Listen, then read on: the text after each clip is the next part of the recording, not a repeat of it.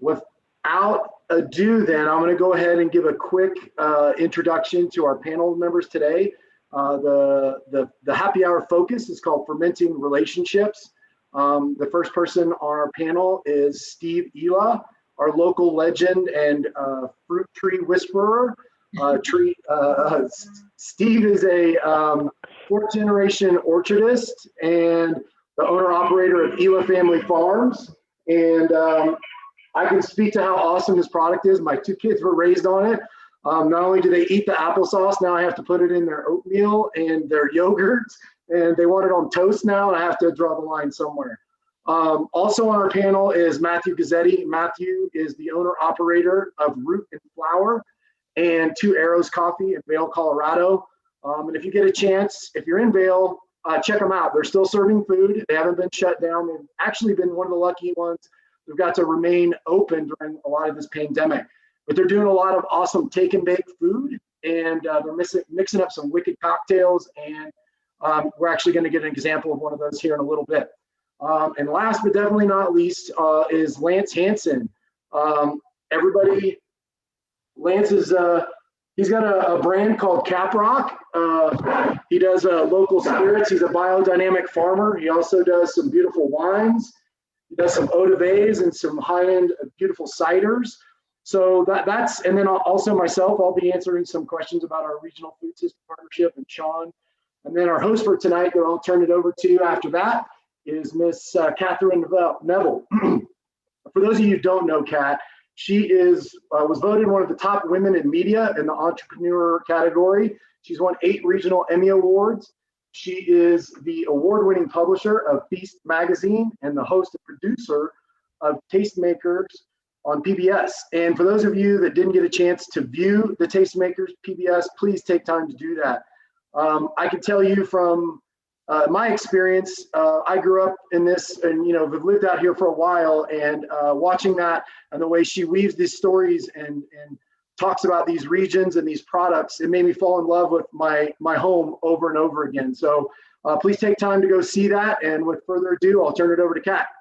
Oh my gosh, thank you, Barry. That was wonderful. And really you kind of set up, obviously, the purpose of the happy hour is to talk about fermenting relationships and why relationships matter in these local food ecosystems. And that's really the focus of what the stories that I tell are. I've been covering food for like 20 years. And when I got the opportunity to launch tasteMAKERS, what I really wanted to focus in on was not just profiles of amazing people. I could absolutely do a whole half hour on Lance, but I wanted to talk about all of the people who are part of his story, and Steve and Matt are a big part of that. So that's kind of what we're going to talk about today. I'm going to go through and give everybody like around 5 minutes or so. And at the end, we're going to open it up for Q&A. So if you do have any questions, feel free to type it in the chat.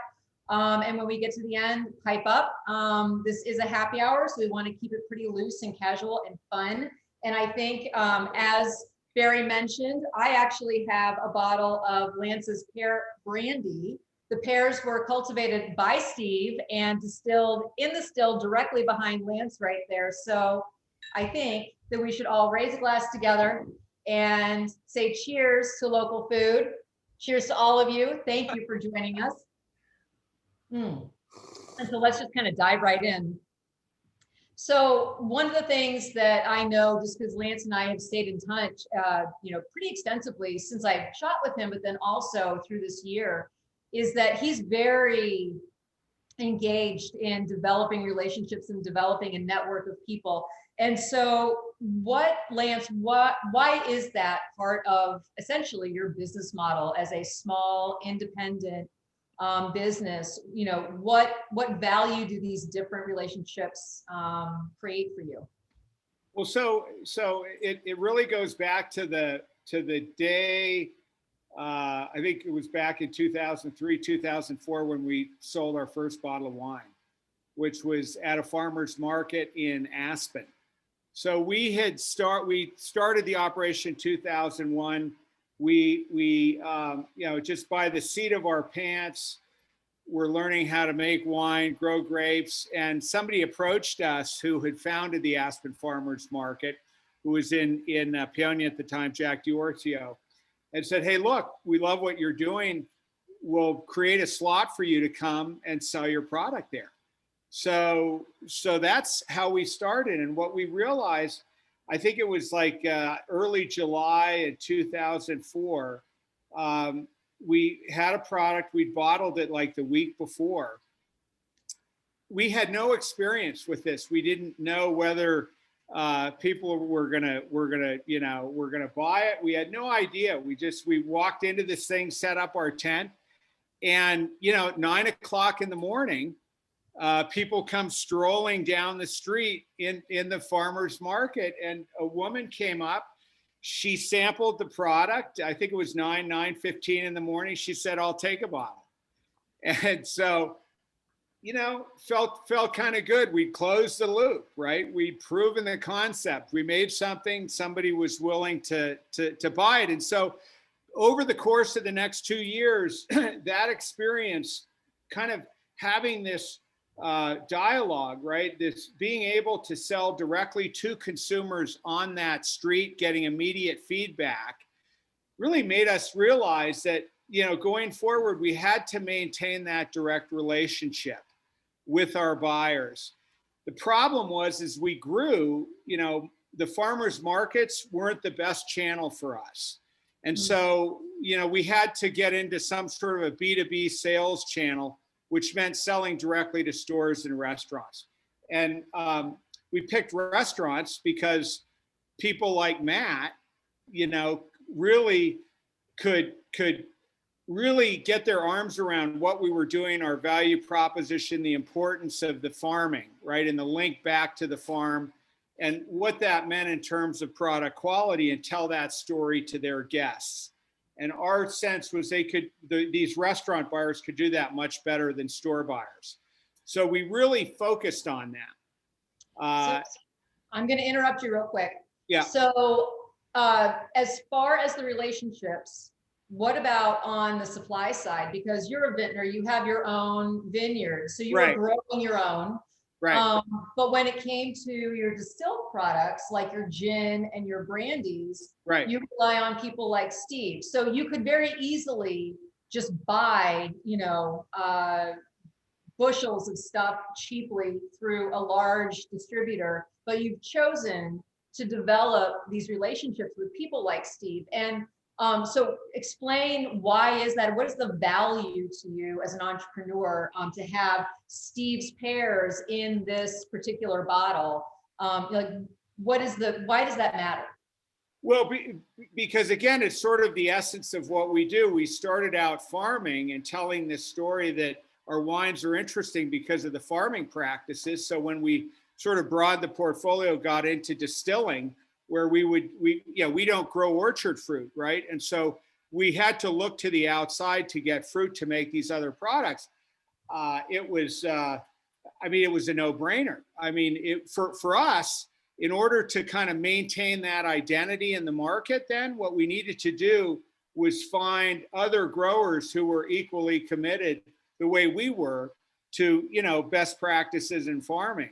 And I say equally, I mean, these guys are far better. Steve and the other growers that we work with are, I think they're some of the finest growers in the country. Absolutely.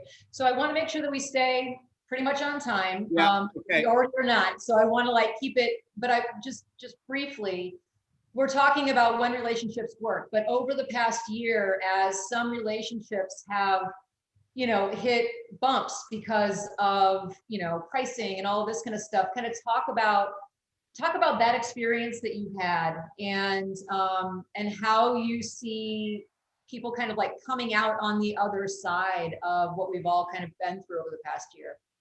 Well, I mean, it's like in any relationship, when you go through choppy waters, it challenges it. And so for us, it's strengthened some relationships and it's weakened others. But I mean, overall, I think it's going to be a net positive for us, because it is tightening the bond that we have with the folks like Two Arrows, with our other customer buyers, because I think we all feel like we're all in the same boat and we're rowing together. I mean, keep in mind, 80% of our sales were to restaurants prior to COVID-19. So we got hit really hard, right? We were always restaurant focused. And so, you know, but it's good. It's you know, I think coming out the other side, you know who your friends are, and those relationships will be even stronger. And that's obviously what we're talking about. So I'm going to pivot to word of the year, pivot. I'm going to move over to Steve. And I've had the opportunity to be on your farm. So, I mean, Steve, I have a feel that a lot of folks who are listening in already know the history of your farm. But if you could kind of tell us a little bit about what makes Elo Family Farms so incredibly special, I think that would be a nice way to start off our chat. Well, that's, I don't know if I know how to do that. I mean, that's for other people to judge. But I mean, I think one of the things that makes us special is we're fourth generation. You know, it's really through my mom's side that the farm came down. My dad was a judge. It was mom's love of farming and her dad and her granddad. You know, so it's a matrilineal farm, and I think that's pretty darn cool. And I think, you know, in that whole time we've been growing in 4 generations, we've grown so many different ways. And, you know, from direct marketing way back when my granddad used to drive to Denver in the 30s to now. But I think, you know, at this point, we're primarily direct to consumer. And we sell most of our fruit at farmers markets in the Denver to Fort Collins area. But of course, we are not perfect growers. I will tell everybody I am, but, you know, I'd be lying through my teeth. And so one of the things that we've really tried to find over the years is how do we use in a great fashion the fruit that is not perfect. And, you know, and that can be from 20 to 40%, and depending on the year and the growing conditions. So we have a commercial kitchen on the farm where we, Barry said, we make applesauces and other things, but even that, you know, there's you can only do so much. And so, you know, this is where the partnerships with other people like Lance is great, because we can fill up a vat, if I'm using the right terminology, a big silver stainless steel thing with fruit that otherwise might go to waste, and then let Lance do his magic and come up with these great products. And for us, it's really cool because we do our best with our farm to grow in the best ways we know how. It's still a learning curve, let's be honest. And we love the direct-to-consumer marketing because we get to interact with the people right away that are saying we did a good job or not. But if we go through Lance, we also see that kind of same effect of, you know, Matt's going to talk about at the bar, but we love that feeling of helping to make something that people are enjoying from a local product. And it really, for us, it closes the loop. The last 3 years, we've been zero food waste on the farm. Anything that we don't market fresh gets run through our commercial kitchen, or people like Lance, and all the scraps go through a local pig farmer. And, you know, as we talk about food waste and climate change and all these things, you know, having zero food waste to me is really satisfying. It's like, you know, as a community, we're doing a good job. That's really interesting. And I feel like, you know, one of my questions that I have written down, you know, was to talk about relationships, but I feel like you've covered that. So I actually want to ask you, as a 4th generation farmer, I mean, what is the trajectory of the way that you make a living on that farm? I mean, you mentioned the fact that you want to have zero waste, but it's so interesting because if you rewind 70 years, you had zero waste because you couldn't throw anything away. I mean, you had to use everything. For us, it seems like there's such an abundance that it's like we have to figure out how not to have waste. Things are so different. So can you kind of give us a snapshot, you know, on how your family has kind of evolved on the farm? Yeah, we've gone from knuckle draggers to still staying at knuckle draggers in the evolution.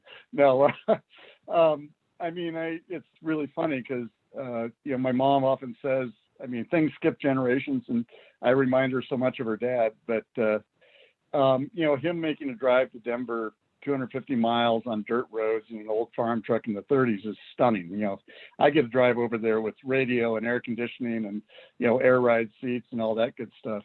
But in that 100 years, agriculture has really changed.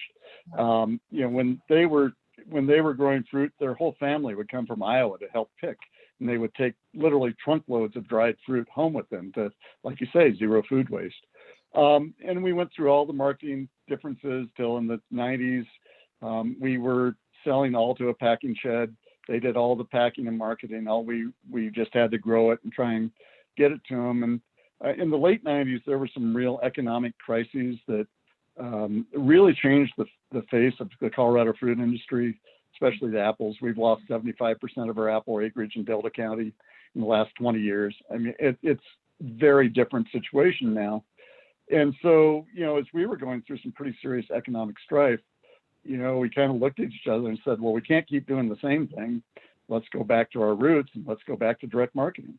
And that's when we started going to farmers markets in Denver. We now do 9 markets a weekend. We literally take a semi truck of fresh fruit over there for the weekend, but it's where, I said before, we get direct feedback. It's like, General Mills pays for focus groups. We get them for free. And it's like going through Lance and seeing his name or our name on a menu in a restaurant. You can't pay for that kind of advertising. And it's a business that's rough. It's psychologically difficult. And when somebody scratches your ears with your name on the menu or selling to a distiller that does great things, having your ears scratched is a good thing. It makes your tail wag and your foot bump and all those good things. So psychologically, these kind of things help keep us in the business just from a good feeling way. Yeah, that's really, I think that's a perfect dovetail to Matt, because Matt is very consumer facing. And, so Matt, when we were kind of chatting last week, we touched on the fact that you have hundreds of bottles behind you on the bar. And when someone sits in front of you and says, what should I be drinking? What you've kind of curated as, you're essentially a curator of products. So how do you choose what you're going to offer your clientele? And then how do you tell that story to them? Well, we choose a lot of stuff just kind of based on what's really good, what tastes great, what sort of things I'm into, what sort of things my friends that work with me and the staff are into. And also we have a lot of great relationships with our distributors and the producers that we work with. So if like Lance has some cool new product, of course I want to try it. And if I love it, we're bringing it in and we're going to do something cool with it. And then a lot of the, different, like the larger distributors, you will kind of have a good understanding of what we're into as buyers and what we do. So, they kind of have an understanding and they bring to us products that they think that we will be excited to work with. Yeah. You mentioned when we talked earlier that the story is incredibly important, that you're not just saying, this is some artisan, beautiful something or other in a jar, and you should just try. People want to know the story. Why? So why is that? Why do people, the consumer who's sitting in front of you, why is that story, do you think, important to them? Well, the story in so many ways really sells the product. If it's a story that shows that there's care and there's love and there's passion involved in what they're producing, then that shows in the quality of the product, and it also helps us sell it too, because if it's something that I can get behind, like say it's some wine producer that's using like seaweed to compost and put that in their vineyards, and that's what it attributes a interesting saline element to the wine, and I can talk about that while I'm pouring it for someone, then they're really excited. Or if it's Lance and his wild, interesting, organic, biodynamic farm, and how every little grape is loved so much, then it's like, then I can sell that. It makes the passion kind of shines through in the product, and then I can pass that on to the guest, and they can really see the value in that.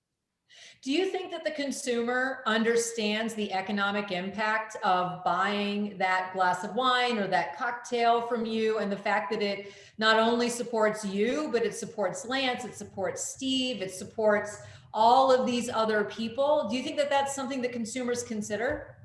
Yeah, I do think so. Yeah, absolutely. As far as like organic farming practices, biodynamic farming practices, even, for example, Lance, once again, like his, the gin and the vodka that we buy off of him, we save all the bottles and we send him back. And there's a value to that, and people are very conscious of that. And we try and be mindful and, more sustainable, I guess. And there is a value to that the consumer definitely does see. So over the past year, Matt, this is the kind of and forgive me, the farm to table movement is 25 years old. Like this idea of, knowing who brought the food to your table. But over the past year, have you seen people's interest in that evolving, or have you seen people asking more specifically for locally sourced items? And I ask that question because I feel like I've seen a lot, and if you guys don't know, I'm actually based in St. Louis, Missouri. I've seen a lot of people say specifically that they want to buy local because they know that those dollars are staying in their community. Do you hear that from people, who are coming to your bar? Yeah, to a degree, absolutely. Yeah, especially, being in sort of like an isolated mountain town environment where that circuit, I guess, is a little more closed to a certain extent. But then we also have our clientele's maybe a little more into that sort of thing as well. We're not really surrounded by like that many strip malls or fast food places. And there's a lot of people that have that extra dollar to spend on some more thoughtful products and such. But as far as like being local, that's super important. But what's the most important thing to me as far as like curating a list goes is quality. So local is great, but there's a lot of people just capitalizing on that. Oh yeah, we're local this, we do that. And it's, the quality of the product isn't the best. But when you can find that product that's local and quality, yeah, it's definitely something that we're going to sell and get behind. Awesome. And I know you're having a gin and tonic. So can you kind of talk us through your Caprock gin and tonic? Yeah, absolutely. So this is, Lance's gin, beautiful, very kind of like more of like a floral profile to it. So what we've done at Root and Flower is I've made a tonic syrup. So it's kind of like a tonic syrup concentrate. We call it a floral tonic because it's got lavender, hibiscus, and rose. So you see the color here is primarily, it's all natural color from hibiscus flower. And then there's quite a bit of like citrus, some Schisandra berry, some other interesting flavors and spices. But what really makes it a tonic is the cinchona bark. So it's a really interesting tree indigenous to the Central and South American rainforest. That it's what quinine is extracted from, and it's imparts that unique bitter characteristic of the tonic. So that's our house mix. A little bit of tonic syrup, a little bit of gin, some soda water, and then I like to garnish it with some rosemary too. Matt, thank you very much for that. And I mean, truly, like in that glass, all of the people who are on this panel are represented. And I think that's really kind of what this is about, is that relationship building. So I'm gonna turn now to Barry and to Shawn, because they can speak a little bit more to the larger economic impact. I think a lot of folks who are listening in today are farmers and producers, and I think that it'd be nice to have maybe some advice, some guidance, and also some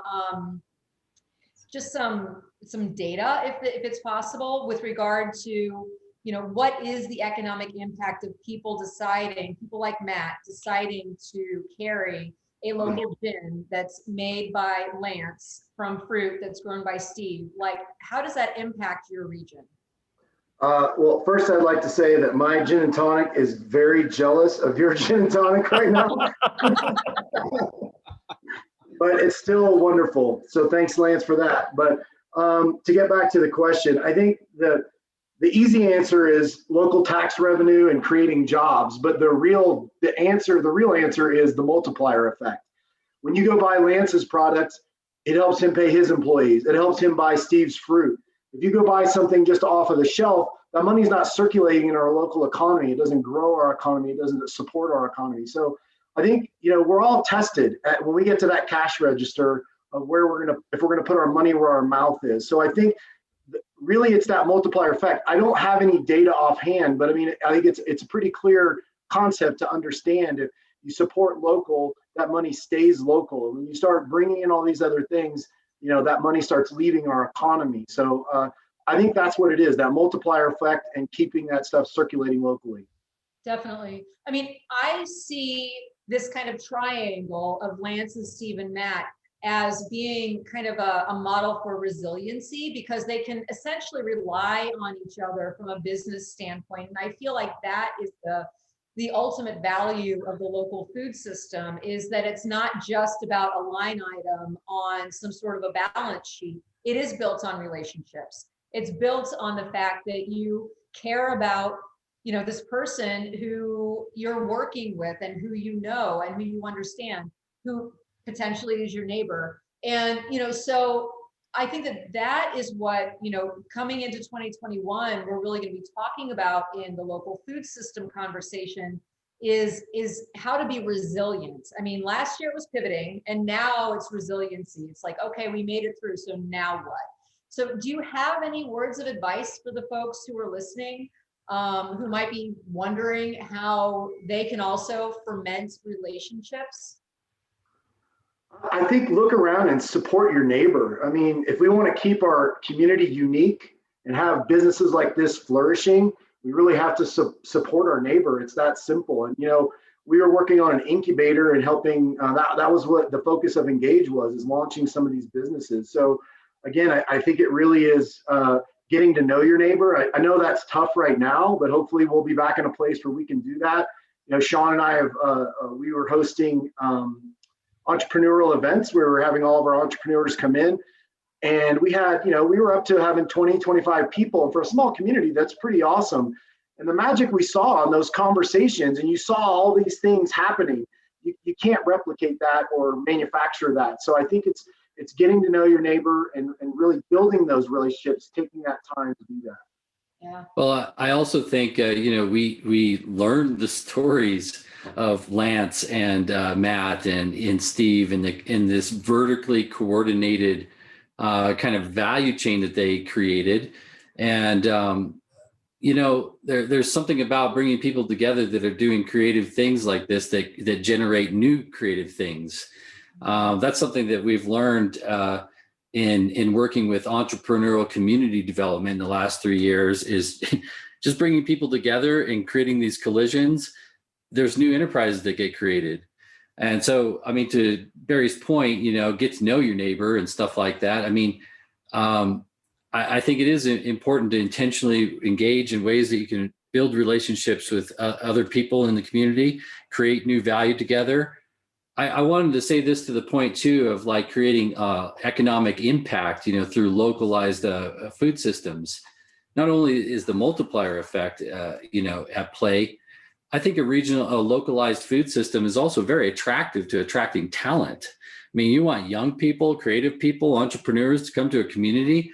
A vibrant local food scene is hugely attractive, and especially to the growth of like location neutral occupations, these COVID-induced urban flight people. They want to come to places where people are involved in food. It's attractive.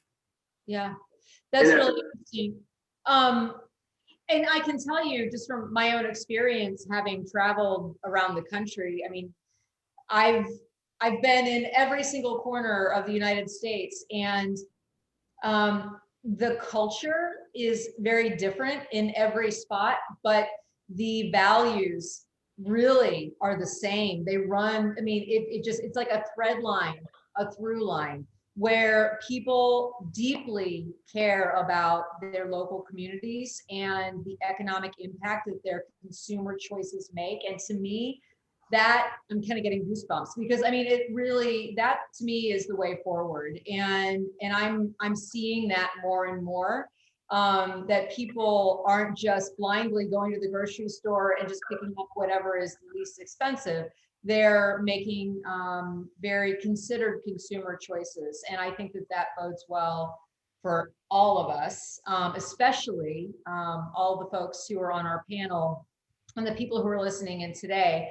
And I know that we're a little bit over time, and I want to make sure that we, it's a happy hour, not a happy 2 hours. So I want to make sure that we open it up to Q&A. I have a feeling that some of you folks have some questions for Lance and for Matt and for Steve and Barry and Shawn. And we can use the chat function. And Amanda, I think, I mean, Amanda, are you going to be running the Q&A, or who's going to oversee? I think we can just ask people to unmute and ask questions. The chat has been active, but you know, just socializing, I think. So I think it'd be fun for people to unmute and start the talk. Yeah. Good. All right, don't be shy. Yeah, don't be We've all shy. had at least 1 or 2 drinks by now. Well, can I at least do a survey? I Yeah. want people to raise their glasses up. I've been trying to assess the number of martini glasses versus tumblers. So, I'm a martini drinker. I'm, you know, so. Nice. What about Sure. mason jars, Steve? Somewhere here. Oh, mason jars works. That's Okay. more power to you. The question is it a gallon or a quart? Can I see that Reagan is with you? Hi, Reagan. Hi, Cat. Good to see you. I do want to follow up on one thing, you know, that Barry and Shawn said, and I think, you know, it really, COVID has really made a difference in, you know, grocery store shelves, you know, being cleaned out. And we know even in this area when Bale Pass closes and things, you know, the Kroger truck doesn't come in and they run short of things. So it, you know, it's that whole concept of delivered just in time. And, you know, the local food system doesn't have things year round, but it's here. And what we saw, you know, with livestock growers selling out of their CSAs or their shares in the spring like crazy, we didn't quite see that same bump, but I still see people being invested in the local food system. And as fruit growers, we can't beat Chile and New Zealand and Washington. They've got the low cost model, but they don't donate to our local school system, and they don't donate to, you know, friends and family that are in trouble. And so we're not the cheapest growers in the world, and we don't want to be, but we also try and do something that really shouldn't be done in Colorado, whether it's wine or fruit or other things. And so I think it's really important, you know, those dollars do get spent in the community and often via public service or support for kids or this or that. And I think that's pretty incalculable. Can I ask a question? I'm sorry, I know I've been asking all the questions, but my question is, when you are sitting in front of someone who's a buyer and they have something that's inexpensive in front of them, and they have your product, which is superior in quality, but more expensive potentially, like, what is the value proposition that you're talking to them about to convince them, you know, frankly, that paying more matters and that it's going to pay forward? We run into there's obviously a middle ground, but 2 types of scenarios. And one is the buyer that does exactly what you just said, and like, I can get it cheaper. And my response is, we'll tell you who else you can get it cheaper from. We'll give you a list, but that's not who we are. And if, you know, we have to be able to support our family, we have to support our workers' families, and, you know, and also be fair to the consumer, you know, because we know they're often running a tight line too. But if I can't support my family and my workers' families, we should pull the trees out. And that's why I tell them, it's like, we are not going to undersell ourselves because there's no reason to work for free or for a loss. And you know, if somebody just wants to be in it for the cost, we don't need to work with them. Right. You know, our value added of the farm and our history and service and guarantees. Like if we sell a box and it's not right, I don't need to see it. We'll just replace it. And how many people do that in the big system? And so it's pretty clear really quickly whether it's just price or whether there's added value from having our history and our customer service and what kind of customer they're serving. And we only work with one kind. And it makes life a lot simpler because every week you're not like, are they going to order from us or are they not? What's the national price? We set our price at the start of the season, and it's pretty constant. And, we have retailers we've worked with for 20 years, and through thick and thin, when we don't have fruit, when we have a bunch. And that's the relationship that's important to us. Yeah. So what are the questions? Yes. Yeah, Kat, I think Libby has a question. She raised her hand. Are you there, Libby? Yeah, it's very good to raise your hand during happy hour. But my question is, particularly for Steve, as a multi-generational Coloradan, my community, there's very much this narrative that paying more is not part of our identity. Like, you do what you got with, and you make do, and you make it better, but you don't pay a lot for it. You work hard at it, but you don't pay a lot. And so one of the things that I'm struggling with is, how do I genuinely respect and value what farmers in my community are creating as the price of their land is going up and their labor costs are astronomical and they're facing some of the greatest uncertainty with climate change, but also respecting the history of my community about kind of bootstrapping. And like, Colorado has been kind of the hidden gem in the United States for a while. I also am like an outsider coming from California, God forbid, and North Carolina. So how do I pay homage and respect to those spaces, but also recognizing to keep them on the land, we got to make it worthwhile for them. You just voiced what we go through every day with that struggle. I don't know how many times we get people come in and, we tell them the price for a box and they just, you have to give them, CPR and pick them up off the ground and they turn around and leave. And I think it comes back, it's really hard. I mean, honestly, that's one of the reasons we do most of our marketing in Denver, because we're out of the local glut and where people say, well, I can get a bushel of peaches down the road for $5. And, I'm like, I can't even start the truck for that.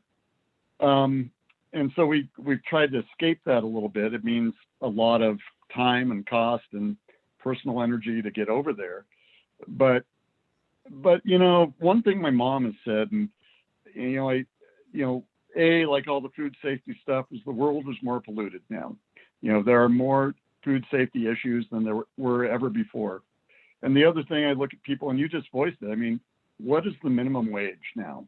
And we don't pay minimum wage; we pay above it, and it's going up $1, $1 a year right now. And so, for us, that, I'll just say a number. It means we have to make $40,000 more a year in gross sales just to break even with that minimum wage increase. And I'm glad my workers get that. I don't begrudge them at all, but that is a huge deal. And so I tend to look people in the eye and just use that analogy of I know what things were worth 20 years ago. I remember, but the world is a different place, and a lot of people walk out the door, quite honestly.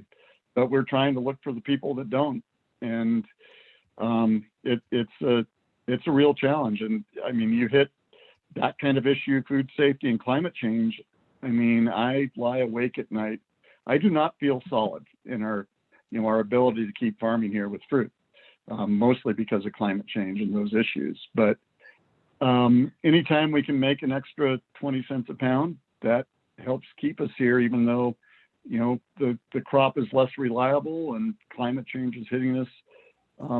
And I think people are willing to support that, but it's not, well, let me say it a different way. I see people going into Walmart all the time, and they will never pay the price of the fruit that we want to sell. But I've realized in Denver, if we sell to 1/10 of 1% of the people over there, it will keep us alive.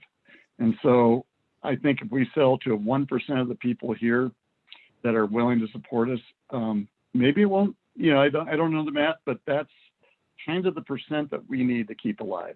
So I have to avoid getting frustrated at the 99% and be happy with the 1%. But we do sell a lot of seconds. Well, and Reagan just pointed out, we also, the value added, or we sell a lot of seconds and thirds, and those are half price. And so we, it's part of the zero waste system, but it also does give people value at a reasonable price. And, we try and point that out too. So it's trying to offer different grades for different price levels.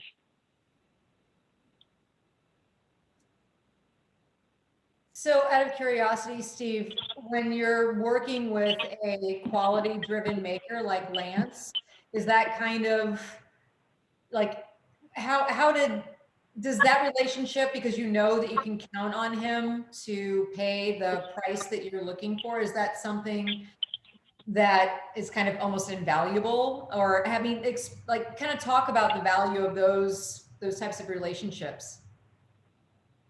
Well, I mean, the great thing about Lance is he's not cosmetically driven, he's quality driven. And there is a difference. I mean, if it tastes good, it may not, that's why we can sell a lot of seconds at the farmers markets.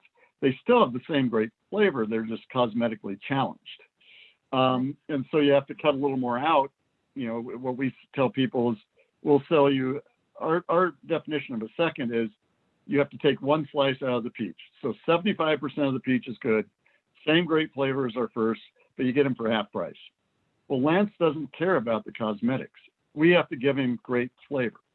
And so that's the closing of the loop, is that he actually he pays us well. I don't want to take away from that, but he actually gets a reasonable price piece of fruit that is cosmetically challenged that makes the same great flavor of a ferment. And I think that's, those thirds that we can't sell at markets, we can sell to Lance, and we can fill a vat, and that, that kind of quantity takes the pressure off of us, and that's important. Yeah, it's interesting. That's why the makers are so important, because they aren't just the direct consumers, they aren't the chefs. They're taking the product to create something else. So it gives you another avenue. Yeah, and that's huge. Yeah. Sorry, I keep talking. Let everybody else talk. You're asking good questions. It's fine. I have a question. Oh, sorry, go ahead. Okay, my question, I think my question is for Lance, but open to anybody else who might want to chime in. Wondering of your product, of what you make, ends up going back to the farmer, if you have any programs of that waste going back to the land as a renewed resource. Well, right. So all of our products, the waste that we have goes back to our livestock. So some of it we compost, but some of it we also just feed. We have a small herd of cows. So we don't view any of it as waste. Our production process is unique in the sense that, for example, with the cider that we make, we take whole apples from Steve and our other growers. We crush and ferment the whole apple. Okay. Other cider makers will crush and press the apple, right? And they'll take the juice, right, and ferment the juice, and then they'll discard the solids, what we call the pumice or the pressings. We don't do that. We take the whole apple, we fill the vats with crushed apples, we ferment the apples, and we the liquid, the free run juice that's fermented into cider, that becomes New Avalon grower cider. The solids we distill. We produce, in the case of the apples, we produce our Calvados style apple brandy. So we're using every bit of fruit to make as much product as we can to sell as much as we can. There is some waste, right? After we distill, then like we're doing tonight. You know, we when we empty the still, we flush the, and there's waste that goes out behind the distillery. We scoop that up and we either feed it back to the cows or we compost it. We put it in our compost piles with the horse manure that we get and the cow manure, and we create compost from that. And then in the spring and the summer, we'll spread that on the vineyards and the pasture.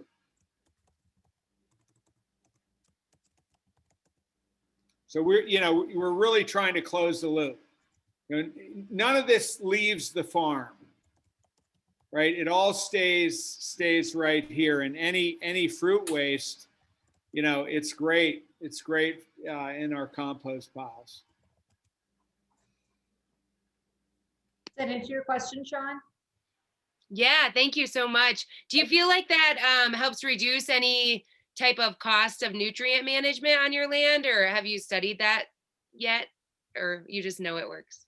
You know, I'd love to study it at some point, but I'm not real good at that. But, you know, based on my observations, I think it's working.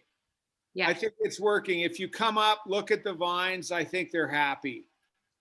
They're definitely happy. You know, I think they're bright. You know, they wake up in the morning, they point their leaves to the sky, and you know, I think they're excited. And so I don't know. I would love for somebody to come up with a good testing methodology to help us sort of document what's going on here. But it's you know, it's very encouraging. well, that actually is coming.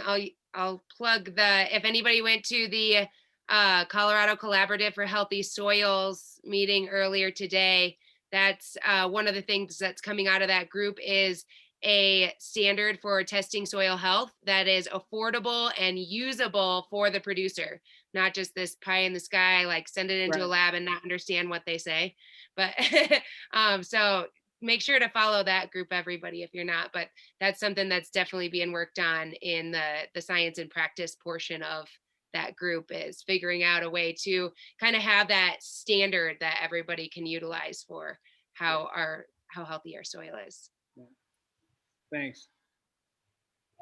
Thank you. This is Julie Soderquist, and it's kind of a weird comment, but one of the methods of composting that I use is vermicomposting. And I came from Western Washington, where it was easy to keep things moist. And when I moved here, it was very difficult, and it's cold and it's dry, and I'm in Montrose at 6,000 foot elevation. And I watched some show on worm trenching out of Canada. And so my husband dug me a 3 foot deep, 2 foot wide, 10 foot long worm trench. And I planted my composting worms in there. And I'll tell you what, it's the easiest composting that I do, because it's very difficult to keep things wet here. They go down as deep as they need to stay alive. And I add arborist chips, which I get for free from local arborist companies. And then I add all my kitchen waste. Well, not all my kitchen waste, just veggies and fruit and coffee grounds and eggshells. So anyway, if anybody ever wants to know anything about that, I'm not an expert, but it's fantastic. It's so easy. Yeah. And you raised an important point about keeping the compost piles moist. I mean, we farm our compost. We irrigate our compost here, Yeah. right? It's not like Washington. It's certainly not like the East Coast or even Missouri. We gotta, because once they dry out, it's just totally ineffective. You lose all the microbiology. I know, you've never seen somebody so excited to see some mushrooms when I see them here. Yeah, and wood chips, of course, they're great for that. Fantastic. Culturing the mushrooms, absolutely. Yeah. Yeah, we have a lot of Russian olives up here. So we do a lot of wood chipping, and we add that to the compost. It also helps keep the dust down on our dirt roads.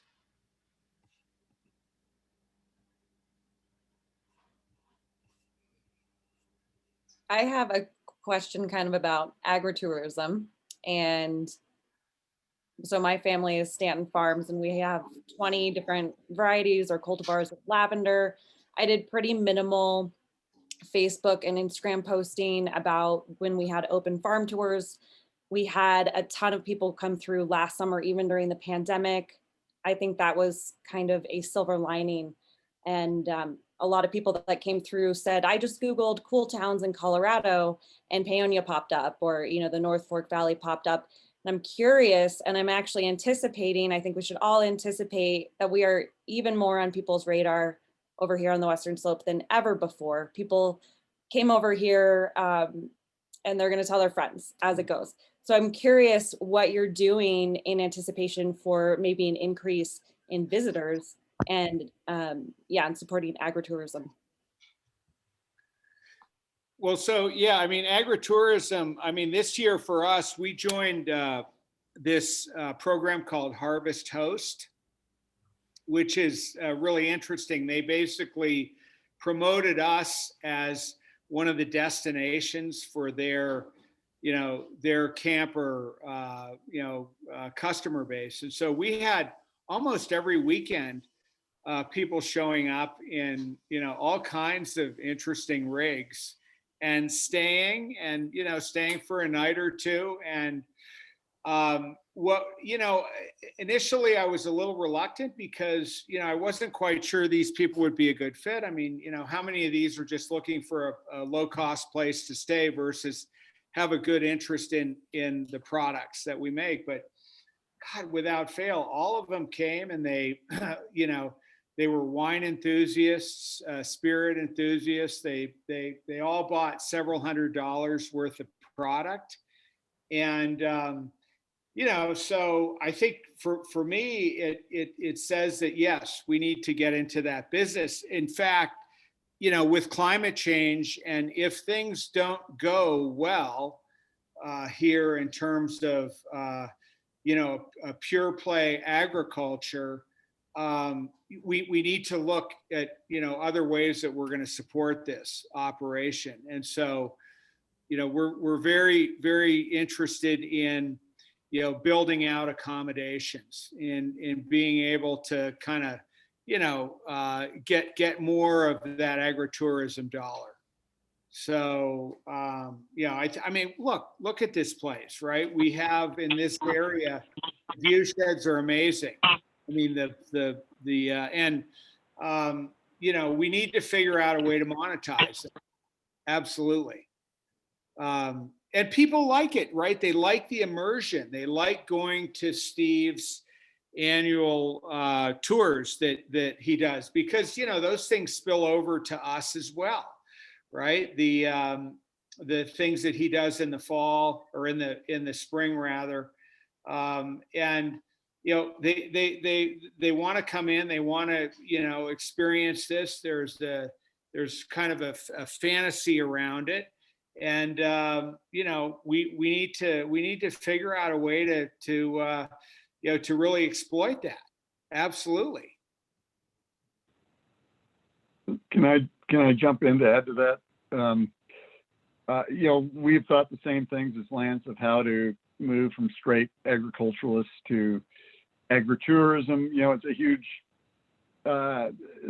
leap, both mentally and time wise, but you know, people are definitely looking for that, whether it's, you know, on Facebook with experiences or, you know, other areas. And, you know, it's kind of stunning sometimes what people will actually pay to do things that you're paying other people to do, which you know, it cracks me up.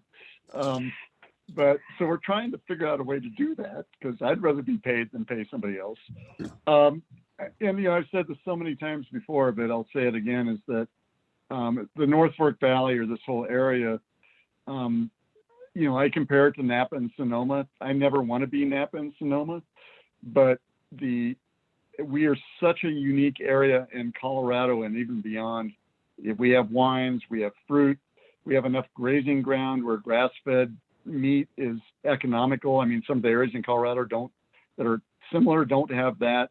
We have awesome national forests and parks. We have great organic vegetable growers, and you put that mix together, and that is so unique that I think we we need to market that agritourism part to come see a truly unique area that people can just enjoy.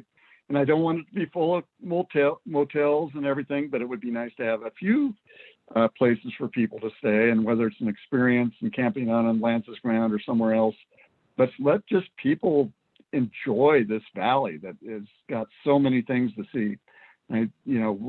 We're slowly getting there, but it's something I really hope we can keep promoting, and not having people live here per se, but bring people in and have them give us money.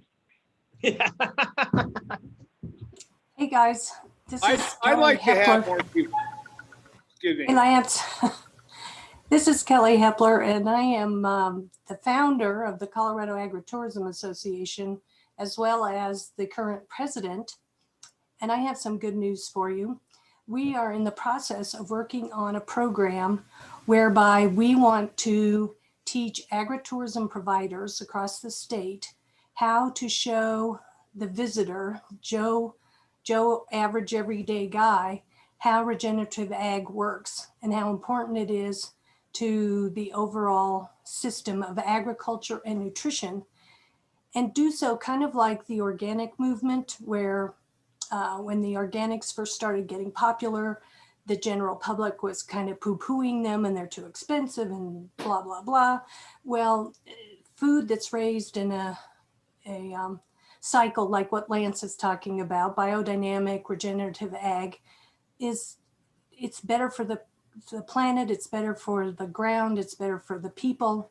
And, the research is showing that it can really make an impact in changing climate change, or reducing the climate change problem that we're having.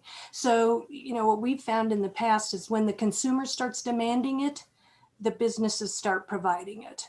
So we're working on that now. We're looking for volunteers who want to try out some of our little tools and see how they work. And we'll probably roll out a full program in 2022. But look forward to that, and please help us. We'd love it. Thank you, guys. Hate to be a commercial break, but we needed one, I guess. Well, I'd like to hear from Matt. I mean, he's obviously in tourism country, and he uses us agriculturalists to make quote unquote agritourism. But I'm curious how much impact, like if we build up things here, what impact is there to you, or vice versa? I mean, if you have somebody come into the bar and buy Lance's, you make a cocktail out of Lance's stuff, is there a potential to spin them off if they have a few more days to come over here or do something? I mean, I'm just curious about your take on that. When you guys started talking about agritourism and doing things down that way, I kind of think about opportunities in a sense that, we could really do something cool as far as like, hang out on the farm, bring, the chef that I work with down there to prepare some sort of amazing meal with maybe like a locally farmed animal or something, like a pig roast or something. And then we can pair some wines with that, put them up somewhere, make them comfortable.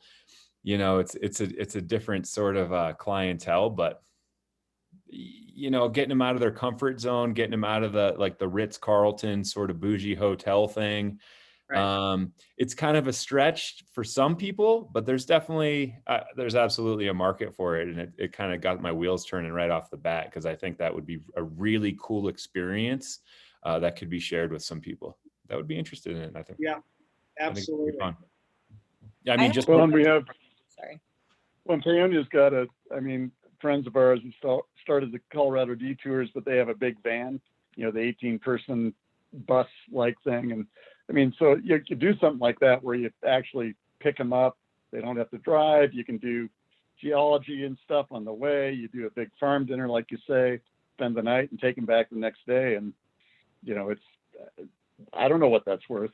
Yeah. I mean, there's tons of great things to do down there as far as recreation goes. Like, we could take them out on a great mountain biking tour, do some rock climbing, hit a river somewhere, and then bring them to this amazing, beautiful farm and, eat some of the local produce there and drink some of the wine from there.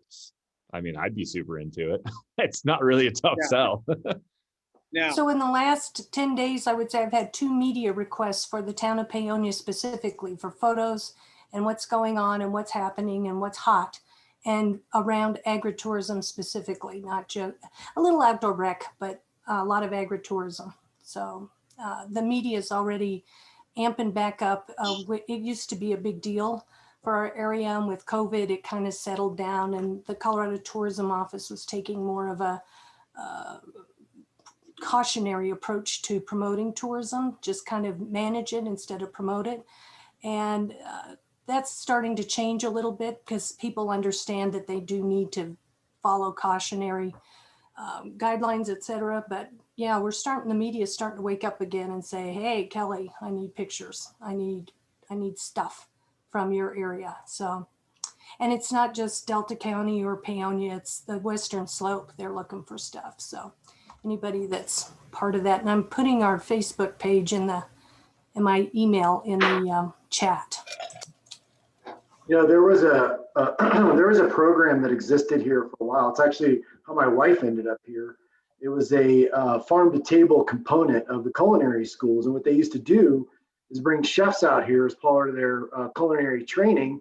They would come out here for a week, 10 days. They'd live on the farms, and they would. I mean, the downside is some of them didn't like replacing fence posts and things like that, but they were also they got to field dress a buffalo, and they got to provide these incredible meals for the community, and it was life changing. There were several people, I believe, in my wife's class that still live here that this community touched them. So we've got all the tools to do that. And also, farm runners. Shawn and I worked with farm runners the last 2 years. Some of the chefs that buy the produce from this valley, in order to connect them closer, it's one thing when you get this beautiful produce, even if it's in your kitchen and you're like, oh, this is awesome. When you step on that farmer's farm and you get to shake their hand and look them in the eye and see their farm, and where that comes from, and their values and it represented, the beauty of that. So we took them on all these tours around particularly the North Fork. And the beauty of that is, what we hear a lot is these chefs change, and then we got to deal with the new guy. Well, these kinds of relationships are impactful and they last forever. And no matter where these guys go, they're going to remember who you are and they're going to want to come back. So I'm telling you guys, we have all the tools. We have all of the infrastructure here. And the secret's out. It's good, bad, like Steve said. We want you to come visit. But real estate's getting real pricey. So, I'm happy to hear these conversations because I believe it's the next step we need to take. I think the future is in agritourism. Yeah, I would agree with you, Lance. I mean, I really think that people, the average person who is working in an office and, their triangle of life is much more kind of insular than what you experience. I think that the idea of agritourism, where you can go and you can be hands-on and you can really start to experience how are things made, that's something that I think people are really deeply interested in that. So the idea that Western Colorado is an agritourism destination, I think absolutely 100%. I can tell you that before I visited Lance's farm, I had driven through like kind of on road trips from the West Coast to the East Coast and back and this kind of stuff, and marveled at the beauty, kind of like on the way through. But I had never spent time, like a week in Western Colorado, and it is one of the most beautiful places that I've ever been. And add on top of that the passion of the work that's being done and the quality of the work that's being done by everybody who's listening in here. I mean, it's really compelling, I would say, from a tourism perspective, and something that you should really be thinking about as a way to drive revenue for the culinary industry. And I wouldn't discount the idea that teach these people things, because when they see what you're doing and they learn about it, it's like, oh, farming, it looks so easy. You dig a hole in the ground, you plant a seed, you water it, and you get a carrot. Well, and also everybody has this idea that maybe someday they can, like when they leave their real job, quote unquote, they can become a distiller, or they can do this, or they can do that. I mean, like, fuel those ideas, like allow them some sort of like an immersive 1 or 2 week experience.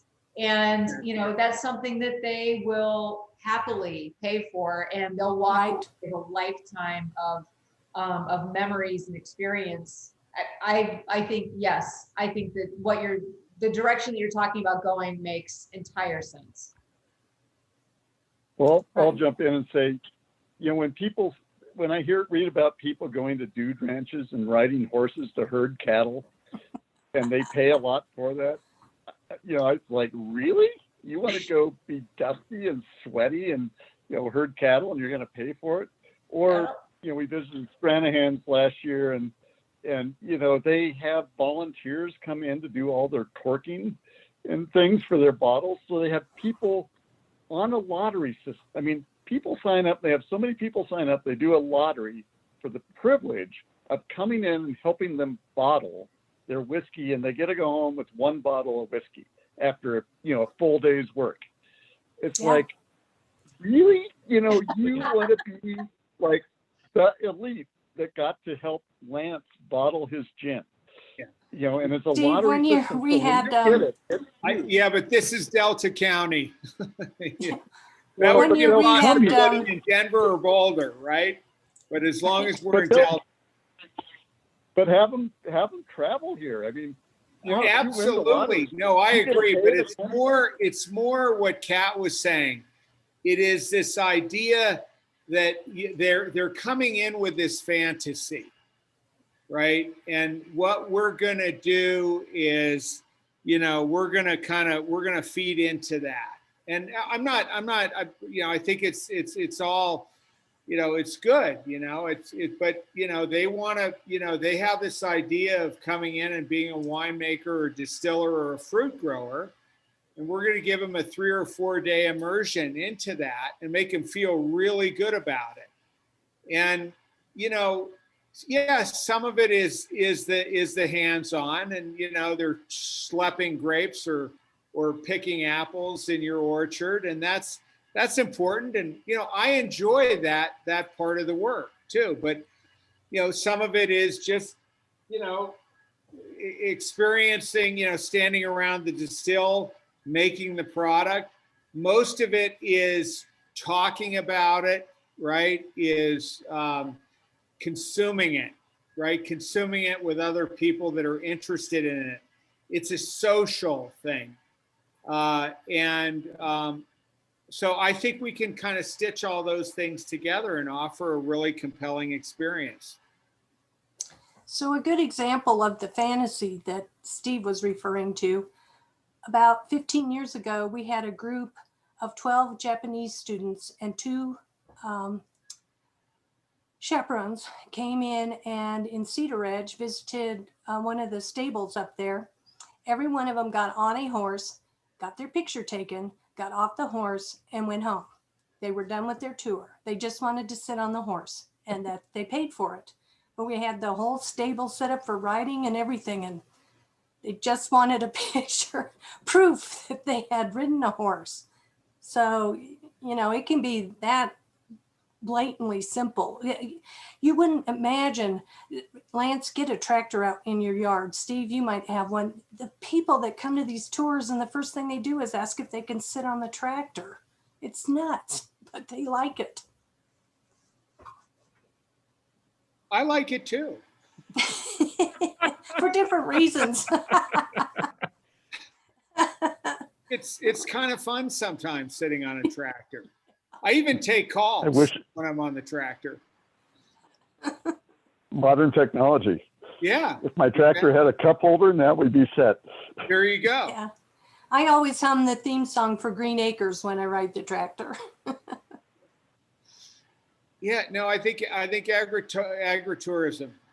I think that's it, right? Tours, guided tours, having people like Kat come into the area and orchestrate these things, I think it's hugely powerful, right? And storytelling, and that's where we need to go with this. I mean, I want to continue to roll up my sleeves and and do the work, but we have to figure out how to add more frosting to the cake, right? The frosting is what's important here.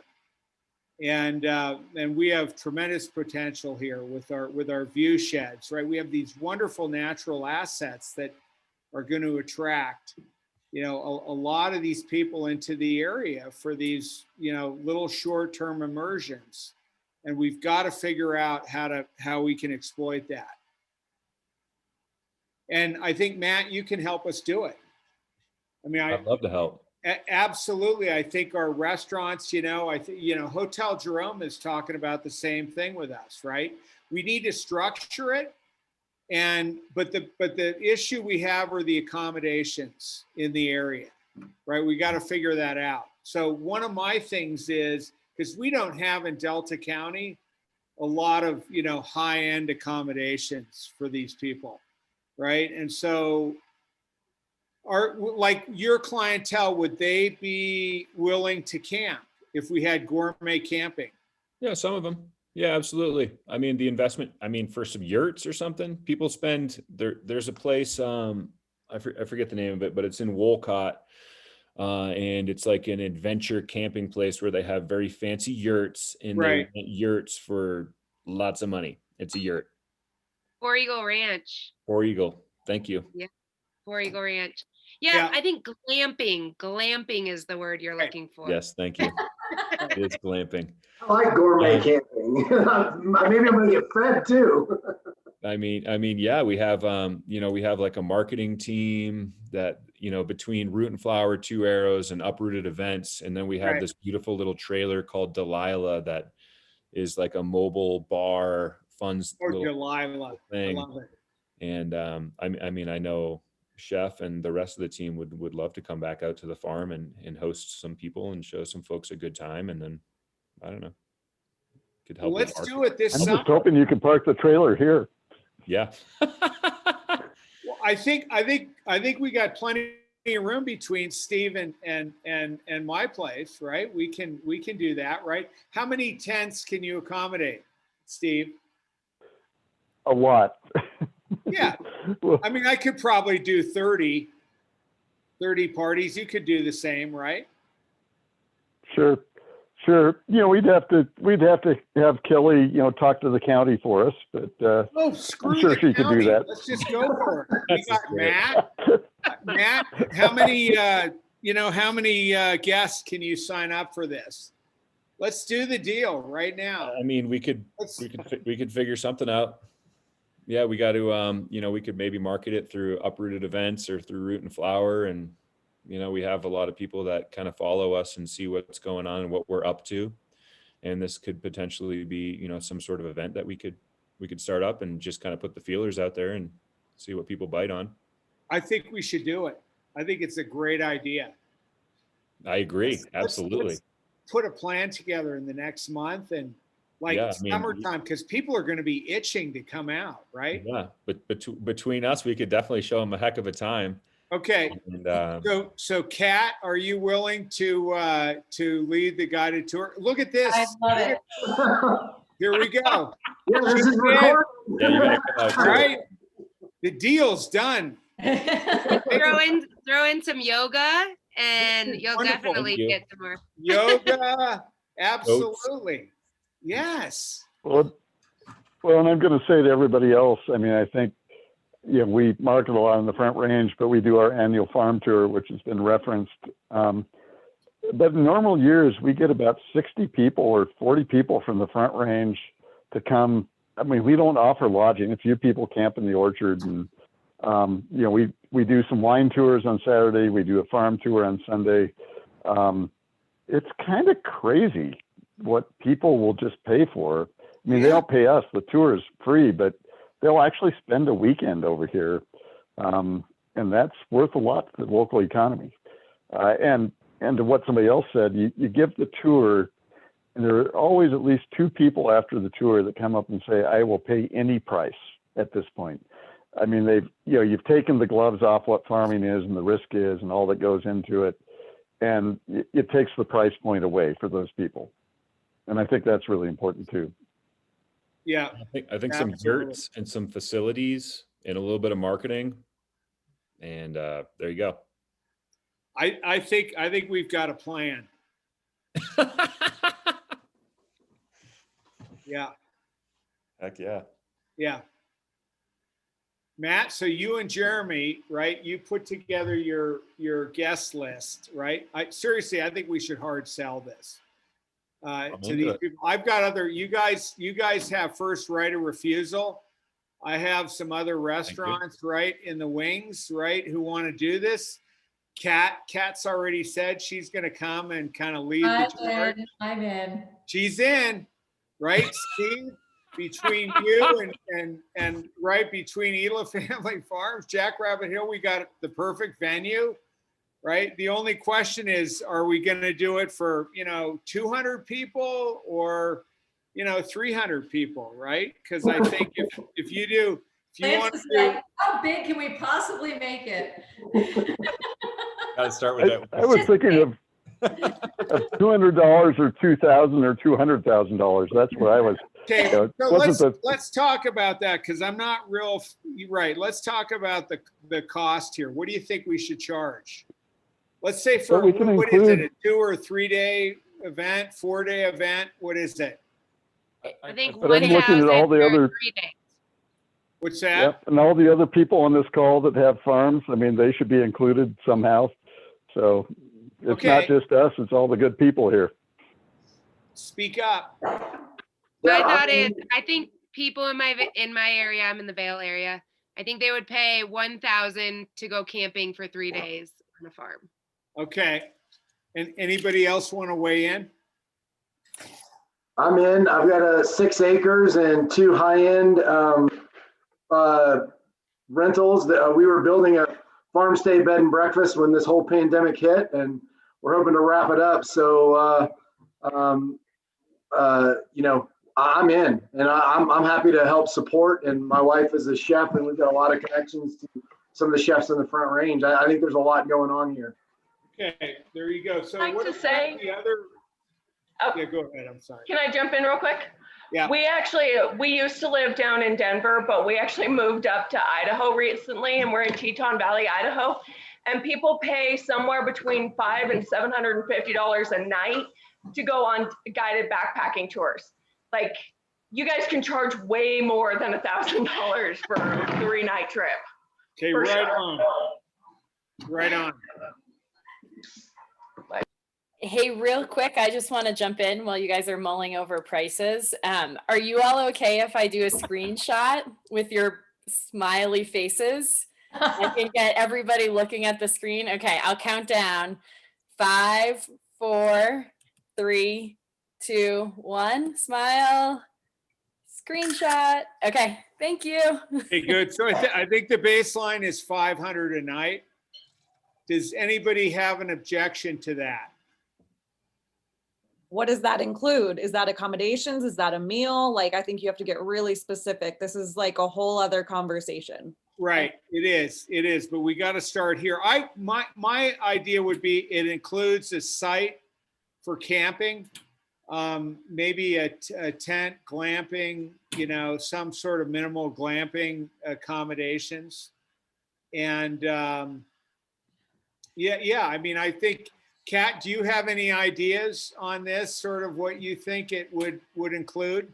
Yeah, I mean, I think that what you have to do is, give people the farm experience and hands-on, but not too much.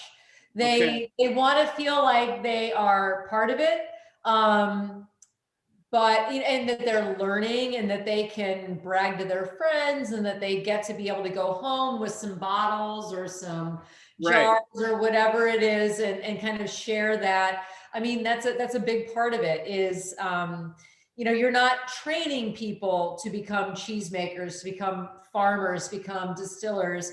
You are giving people a glimpse into the life that you're living that they can only imagine, frankly, because I mean, think about it. A lot of these people are, you know, living in these planned communities, and they're going to work in strip malls, and they're shopping in whatever. And I mean, I think that that's really the value that these types of experiences can bring, is that it opens people's eyes and their imagination to what it is to live a life that they frankly can only imagine. Because so few people, I mean, it used to be whatever, a generation ago, 2 generations ago, the majority of Americans were farmers, and now I don't know what the percentage is, but it's very small.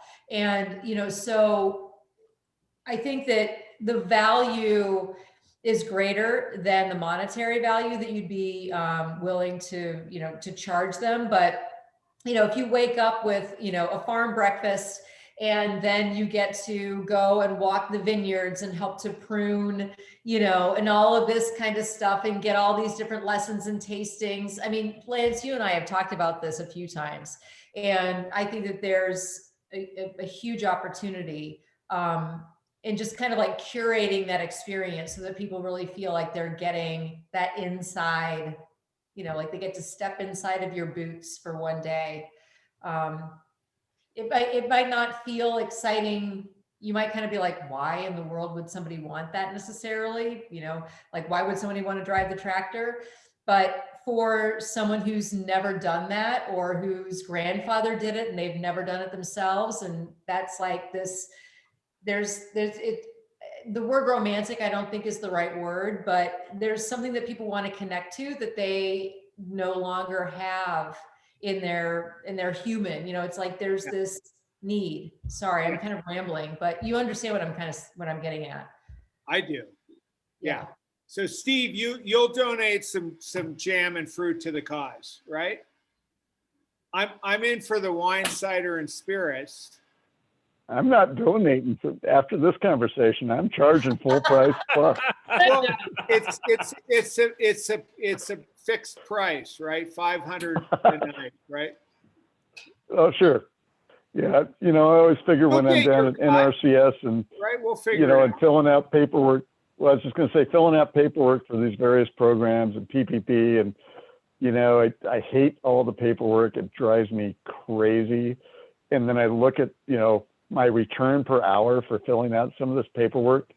I'm like, oh, I just made $500 an hour doing this, you know, signing my name to things and going through the stuff. And I don't make $500 an hour, anything else I do. So, you know, if I have to show people around for an hour and it drives me crazy and I make $250 an hour, $100 an hour, I'm not going to make that anywhere else. I think it's a great idea. I'm all in.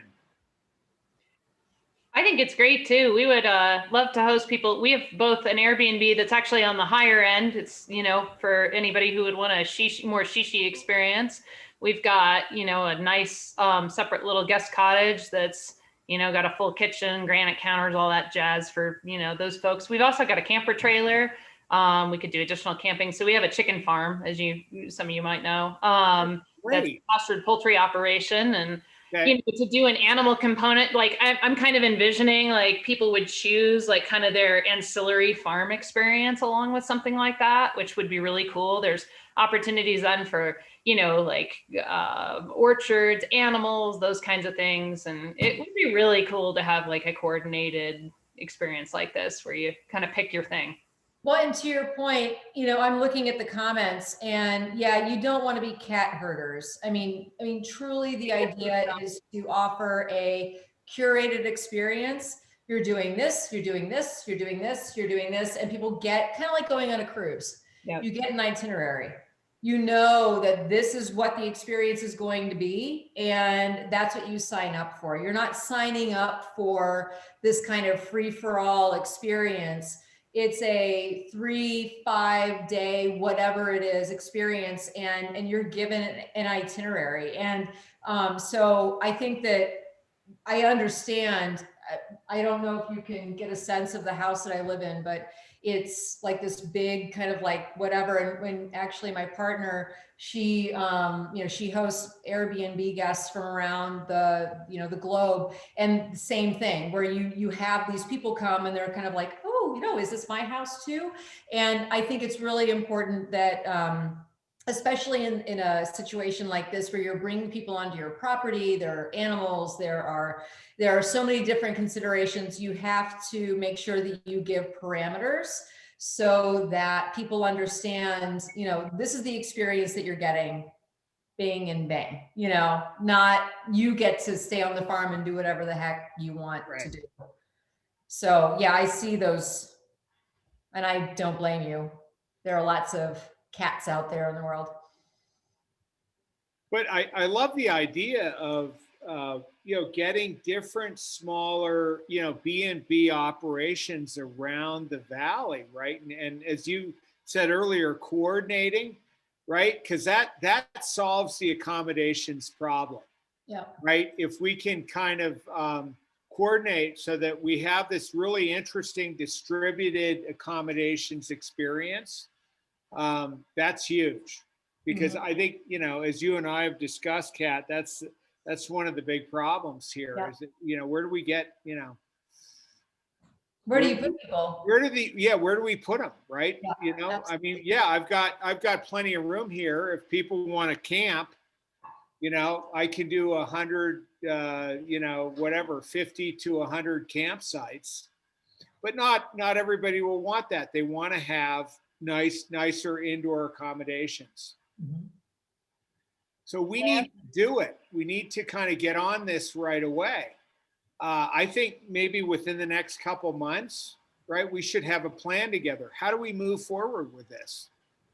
A comment. Adventure companies will tell you that the first time trips are because people want the experience, but they come back because of the personalities. And that would include, all of us, but that would definitely include meeting perhaps like a local young person who could tell their story and sort of be a part of their experience. They will come back again and again. It's all about your storytelling that really brings that return guest. Absolutely, you're right on. Yeah. And I think Cat can solve that problem. Well, I mean, but it's the same thing that Matt is doing every single day behind the bar. I mean, that's why why I was talking to him about why the story matters. That's why people who are sitting in front of him are buying certain drinks. It's not because they just want to say, I want a gin and tonic. They want the story behind it. There's value there. It increases the value when there is the story. And so yeah, I mean, I really do think, when you're talking about, the fact that there are personalities behind this, you guys are the personalities, and it's the way that your stories are told and the way that people can then connect with you and, try to identify with you. That's a really powerful thing. Believe it or not, I mean, it is. Matt, you're in? Yeah. Yeah. Okay, good. Yep, you're in, Matt. Yeah. Let's talk. Okay. I think, as far as like, the all-encompassing experience, that could be an option, and as well as like reaching out to the local network of who can put these people up, where they can stay, who else can do a fun tour that people might be interested in, pairing like the apple orchard adventure with like a mountain biking or something like that excursion, having sort of options. And I think people like the packages when things are all kind of set up for them with specific itineraries and such like that. Right, itinerary, structured, yes. Yeah. I'm happy to help you set this up. We'll drag Kelly into this and maybe have a little meeting offline and discuss this further. I think there's a lot here. If anybody else wants to participate, just go to the westslopefood.org, contact us. We can also continue this conversation there. I just want to bring that up because I know we're running on an hour and a half.